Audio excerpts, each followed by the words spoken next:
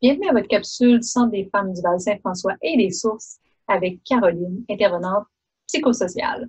Aujourd'hui, je vous parle d'un thème d'actualité, le changement. Pour ce faire, je vous partage mon écran dans un instant.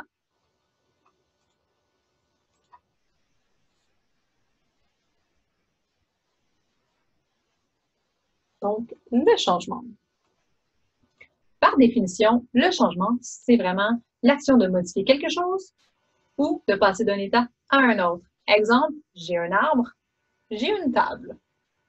J'ai changé un petit peu et je suis surtout beaucoup plus utile. Donc, il faut se rappeler aussi que le changement, c'est présent dans tous les aspects de notre vie. Qu'on le veuille ou non, c'est inévitable, le changement. Heureusement, ça permet notre évolution et beaucoup de faire de très, très beaux apprentissages. C'est sûr que parfois, ça peut nous amener à un certain déséquilibre.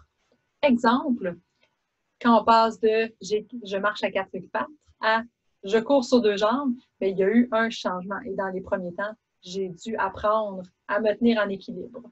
Cela dit, c'est beaucoup plus pratique de nos jours que de marcher à quatre pattes. Le changement, il y a plusieurs sortes de changements. Il y en a des volontaires et il y en a des involontaires, mais parlons plus amplement des volontaires. Le changement volontaire, il y en a des mineurs, modérés et même majeurs. Ça peut m'apporter des réactions émotionnelles agréables ou désagréables. Il faut se rappeler que quand on parle d'un changement volontaire, c'est que c'est moi qui choisis de faire ce changement-là. Donc, si on regarde la différente gradation entre mineur et majeur, donc mineur, exemple, je fais couper un pouce de mes cheveux. Modéré, je décide de changer de coupe après quelques années d'avoir la même. Ou majeur, je décide de me raser complètement la tête alors que j'ai des cheveux au milieu du dos. Donc, c'est quand même une certaine gradation dans le changement. Il faut se rappeler que d'une personne à l'autre, peu importe le changement, il ne sera pas perçu de la même manière.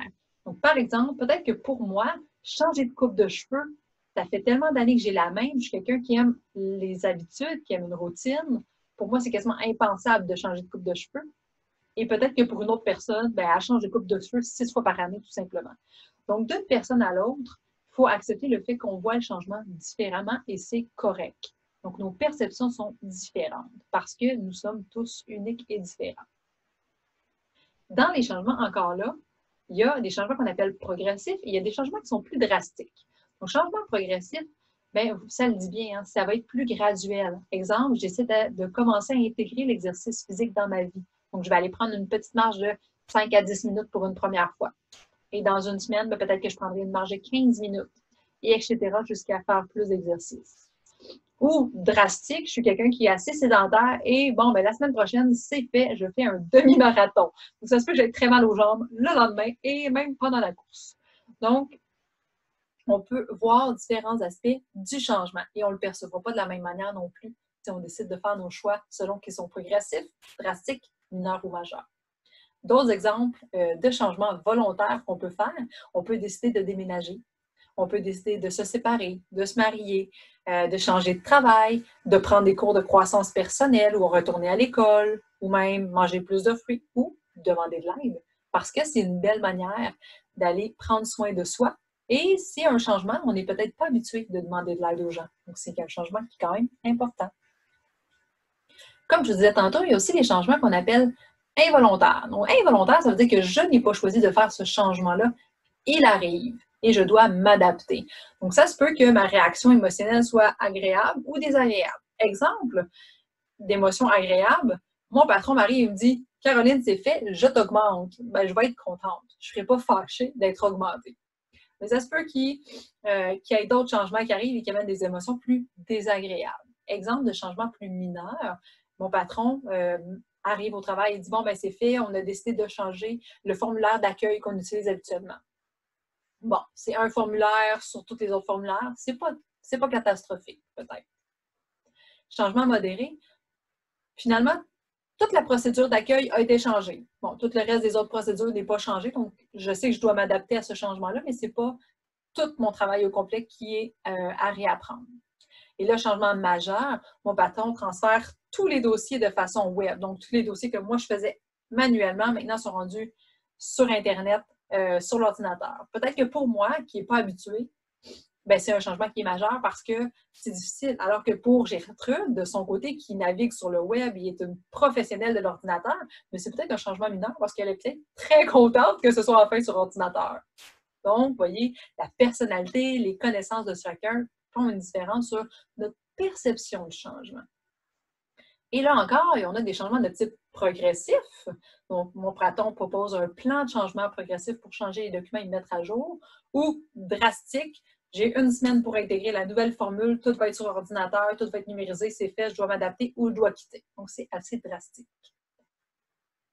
D'autres exemples de changements qui pourraient être involontaires, bien, peut-être que je pourrais me casser une jambe ou un doigt.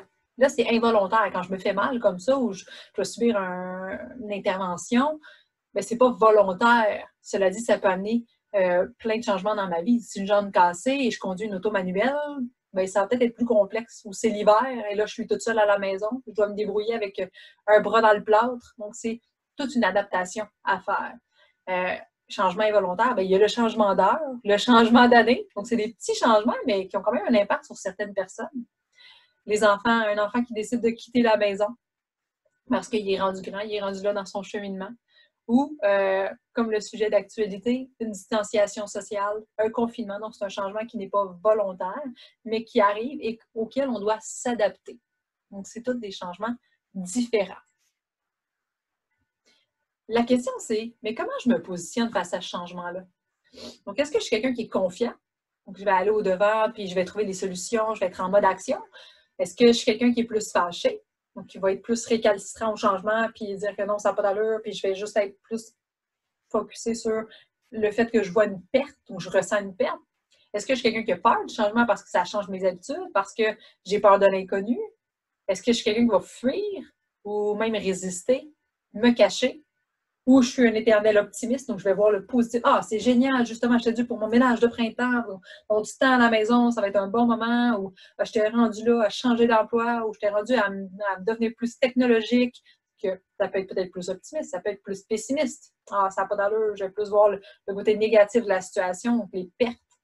Est-ce que je vais rester figée, donc je ne sais plus quoi faire, je suis figée, j'en perds mes capacités, mes connaissances, ou je suis quelqu'un qui est très, très, très en action, parfait, donc il y a ce changement-là.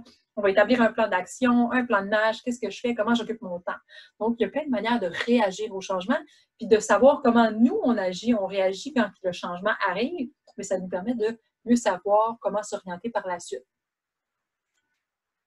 Donc, justement, quand une personne réagit au changement, donc souvent, on va tomber en ce qu'on appelle en résistance au changement. Donc, il y a un changement qui arrive qui n'est pas volontaire, donc je vais résister au changement, donc il me convient peut-être moins.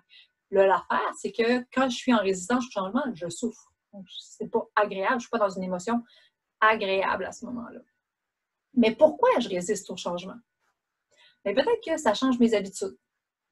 Peut-être que le changement, bien, je trouve qu'il n'est pas bénéfique pour moi. Il ne m'apporte rien, ce changement-là. Peut-être que j'ai peur de la nouveauté ou de l'inconnu. Pour moi, ça me fait beaucoup trop peur de devoir m'adapter à tout ça. Peut-être que le changement qu'on m'apporte, il ne fonctionne pas avec mes valeurs. Il n'est pas en cohérence avec tout ça. Donc, je ne me sens pas bien à changer, à adopter ce nouveau comportement-là. Peut-être que le changement qui arrive, il est trop grand pour moi. Donc, je suis pas capable, je vois ça comme une grosse, grosse, grosse montagne, puis je ne suis pas capable de voir tous les petits pas que je peux faire pour me rendre jusqu'en haut. Peut-être qu'il y en a juste trop d'un seul coup. Donc, plein de petits changements dans ma vie. Puis là, tout d'un seul coup, ça devient trop grand. Peut-être que je ne crois pas que j'ai les compétences pour m'adapter à cette situation-là. Donc, c'est là pourquoi je vous ai mis des belles petites images, un peu comme le monsieur qui retient ses blocs ou la personne qui se dit non, je vais être capable, puis au lieu de juste dire je vais faire de l'exercice, bien, je vais mettre un gâteau devant moi et je vais courir pour me motiver à l'atteindre, sauf que ça me fait souffrir encore plus parce que plutôt que de juste tasser ça, puis de faire une petite action graduelle et agréable pour moi, bien, je me mets dans un état de souffrance finalement. Ce qu'il faut savoir justement, c'est que selon ma réaction au changement, je vais passer par un processus du changement et on passe tous par ce processus-là, simplement que d'une personne à l'autre et d'un changement à l'autre, parce que c'est jamais la même chose, mais je vais passer plus rapidement ou plus lentement dans le processus. Et je vais peut-être rester pris un petit moment aussi, à quelque part dans mon processus de changement. Donc, ce n'est pas tous les changements qui amènent comme ça, mais parfois, si le changement il est trop grand ou parce qu'il y en a trop en même temps ou autre, bien c'est ça peut prendre plus de temps. Donc, je vous présente un peu le schéma. Donc, normalement, dans notre vie, si tout est calme, on est sur ce qu'on appelle le statu quo. Donc, tout va bien, je fais mes petites choses, je connais ma routine, j'ai mes connaissances que j'applique. Dans mon quotidien, tout est sous contrôle. Et là, bam, le changement arrive dans ma vie. Et là, c'est là que je tombe, ce qu'on appelle en résistance. Donc, il est arrivé quelque chose de nouveau, moi, je dois m'adapter. Et là, on me met un peu comme devant le fait accompli. Donc, je dois changer, je dois m'adapter. Je vis peut-être donc des émotions, donc de la colère, de la tristesse. Je ne sais pas quoi faire, je pense que j'y arriverai pas. Donc, je tombe un peu dans ce qu'on appelle le chaos. Donc, je trébuche, je ne vois pas comment je peux faire, je ne vois pas les compétences que je pourrais avoir, je suis figée devant tout ça, j'ai plus d'énergie, je suis triste, je ne vois pas le bout de tout ça. Et là, peut-être que, tranquillement, pas vite, si je me mets à réfléchir, mais je vais aller vers les idées de ce qu'on appelle de transformation. Donc, je vais commencer à dire, bon, ben, peut-être que je pourrais essayer ça. Peut-être que je pourrais mettre ça en action. Ou peut-être que ce serait possible. Ou peut-être que Ginette pourrait m'aider.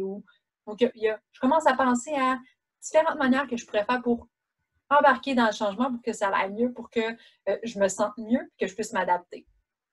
Et là arrive le processus qu'on appelle d'intégration. Donc, c'est là que je dis, bon, ben là, c'est fait, je me mets en action.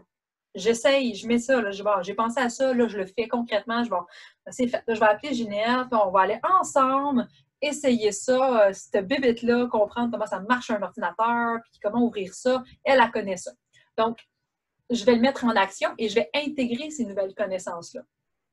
Donc, j'augmente mon répertoire de connaissances parce que j'apprends des choses. Là, je fais des essais, et des fois, ça ne marche pas. Ça marche pas, on réessaye autre chose. Là, ça fonctionne, OK. Donc là, je vais m'adapter et là, je vais acquérir ces comportements-là.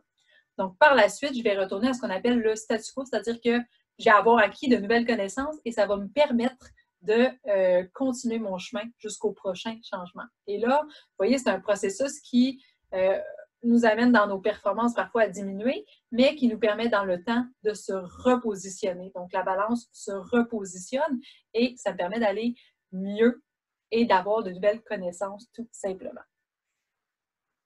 Mais là, justement, on parlait de reprendre le pouvoir sur la situation parce que le changement n'est pas toujours volontaire. Mais c'est quoi les clés du changement? Les clés du changement, c'est la connaissance de soi. En se connaissant, en connaissant nos forces, en connaissant nos difficultés, on est plus à même de faire face aux différentes situations, à utiliser nos forces pour pallier à nos difficultés, pour aller plus loin. Si je connais mes valeurs, donc je sais qu'est-ce qui dans ce changement peut-être ne fait pas sens pour moi. Et à ce moment-là, je vais pouvoir me mettre en action et continuer à accepter mes choses.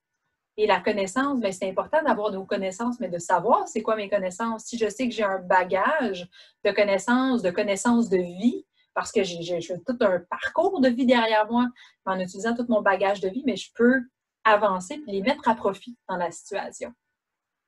Une autre clé du changement, c'est d'être à l'écoute de ses émotions. Hein? Pas dire « Ah, mais c'est pas grave, c'est juste. » Donc, c'est important. On ressent l'émotion, on l'accueille. Donc là, je vis, voyons, de la colère ou de la tristesse ou une petite frustration ou un petit stress. OK, bon, bien parfait. Pourquoi je vis ce stress-là? Qu'est-ce qui remonte? Mais d'en prendre conscience, ça fait en sorte qu'on peut aller plus vite dans le retour vers notre bien-être. Être optimiste, hein? Voir tout ce que le changement m'apporte plutôt que de regarder tout ce que le changement peut m'enlever. Donc, voir vraiment cet aspect-là. Et utiliser mes ressources. Donc, parfois, j'ai des ressources, j'ai des connaissances, j'ai des personnes autour de moi, bien, de faire appel à ces personnes-là, tout simplement. Et si je casse ma chaise, moi, je ne suis pas quelqu'un de manuel, mais que Jean-Guy, lui, c'est quelqu'un de super manuel, bien, pourquoi je ne fais pas appel à Jean-Guy pour qu'il vienne m'aider à réparer ma chaise, tout simplement? Donc, c'est de faire appel à nos ressources. Donc, c'est important, là, vraiment, de savoir c'est quoi les facteurs qui peuvent m'aider ou me nuire dans un changement. Quand je sais c'est quoi les différents facteurs, bien, je suis à même d'avancer plus rapidement parce que je me connais bien, tout simplement, et que je peux utiliser mes forces pour avancer dans les moments plus difficiles. Exemple, si je suis créative, bien, je peux utiliser ma créativité pour aller plus loin, pour me permettre de essayer différentes solutions ou de patenter des choses en attendant que simplement j'aille quelqu'un d'accessible pour réparer ma chaise, par exemple. Donc, bref, l'important, c'est vraiment d'avancer tout simplement un pas à la fois en se connaissant nous-mêmes et d'utiliser nos ressources autour de soi pour nous permettre de devenir bien, de retrouver notre bien-être rapidement. Donc, j'espère que vous aurez apprécié cette capsule. Sur ce, je vous souhaite une très belle journée.